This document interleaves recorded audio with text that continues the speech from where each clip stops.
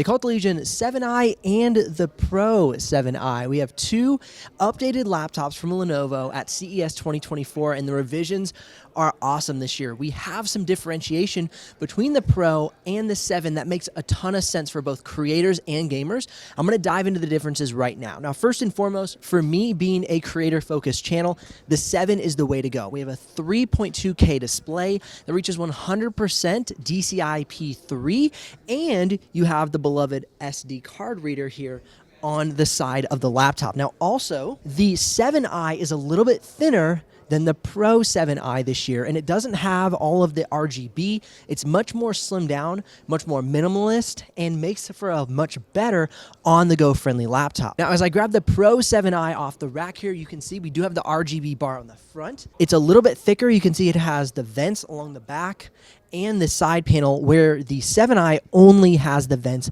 along the back panel. It doesn't have vents along the side. Now, for gaming, it makes more sense to get the Pro 7i because you have better ventilation, having it on all sides of the laptop, as well as having a 240 hertz refresh rate on the laptop instead of the 165 hertz refresh rate on the 7i. So if you're a creator, I'd go for the 7i. You can get up to an RTX 4070, but if you're gaming, or a creator that needs more performance, like for instance, you're editing 8K or 6K footage and you want it to go really fast, then you might consider the Pro 7i. This gets up to an RTX 4090.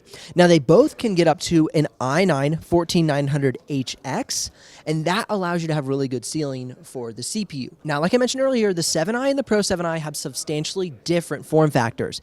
Looking at the weight, the Pro 7i comes in at 6.17 pounds, and the 7i comes in at 3.97 pounds. So substantially different as far as the weight, about 2 pounds different between these laptops. So this would definitely be my pick personally as a creator, is the 7i over the Pro 7i if you're not needing all that extra performance with the GPU. Now, they both have 99 watt-hour batteries, and when we get these in the studio, we'll see what kind of battery life we get out of these. I'm hopeful to get above 10 hours, but I don't know. I'm not making promises here. I'm just saying that in the past, we've seen the Legion series get around the 7 to 8 hour battery life.